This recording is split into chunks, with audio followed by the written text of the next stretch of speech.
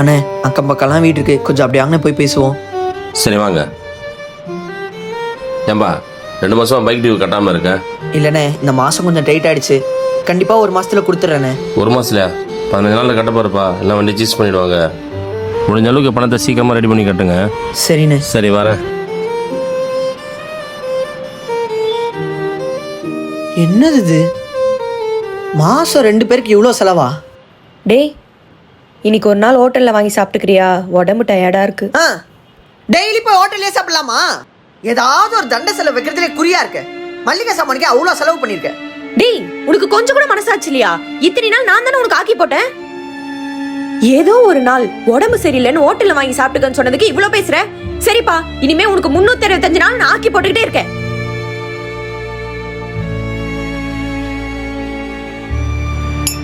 ஏண்டா உன் பேசுறதுல உங்க அக்கா மேல எடுத்துட்டு போய் கொட்டிக்கிற பைத்தியக்காரா?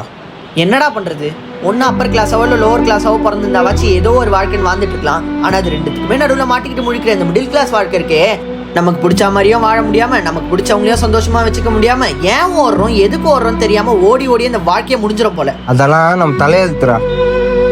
மச்சான், பைக் டியூ கட்ட அர்ஜென்ட்டா ஒரு 10,000 ரூபாய் கிட்ட தேவைப்படுதுடா. உனக்கு தெரிஞ்சு ஃபைனான்ஸ் கொடுக்குறவங்க யாராவது இருக்காங்களா? நமக்கு தெரிஞ்ச அண்ணன் ஒருத்தருக்குறாரு, ஆனா இன்ட்ரெஸ்ட் அதிகமா வரும். ஓகேவா உனக்கு? ஓகேடா. சரி, நான் அந்த அண்ணன் சொல்றேன், ஈவினிங் போய் காசு வாங்கிக்கோனேன். சரி மச்சான். கரெக்டாக இருக்கானா? கரெக்டாக இருக்குப்பா. நானும் நம்ம மிடில் கிளாஸ் தான்ப்பா. உன் கஷ்டம் எனக்கு தெரியும். என்ன பண்ணுறது, உங்கள்கிட்ட காசு வேணா தான் அடுத்த மாதம் எனக்கு வேலை இருக்கும். சரிப்பா, நான் வரேன்.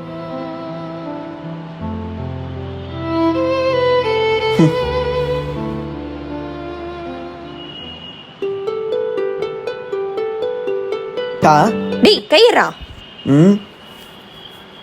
1000 ரூபாய் இருக்கு. ஹோட்டலுக்கு போய் சாப்பிடலாமா?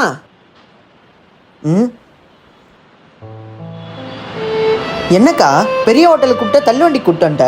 டேய், நீ ஒவ்வொரு நாளும் இவ்வளவு கஷ்டப்படுறன்னு எனக்கும் தெரியும்டா. இதுவே ஒரு ஹோட்டலுக்கு போனா 500-1000 ஆகும். இதுவே ஒரு தள்ளு வண்டியில் வந்து சாப்பிட்டா 200-300 முடிஞ்சிடும்ல. சரிந்தா, இதை சாப்பிட்டு எப்படி இருக்கு? சூப்பரா இருக்கா. மிடில் கிளாஸ் லைஃப்ல கஷ்டங்கள் அதிகம் தான், அந்த கஷ்டத்தையும் அழகாக்குறது இந்த மாதிரி சின்ன சின்ன விஷயங்கள் தான். மிடில் கிளாஸ் லைஃப்பும் ஒரு அழகான லைஃப் தான்.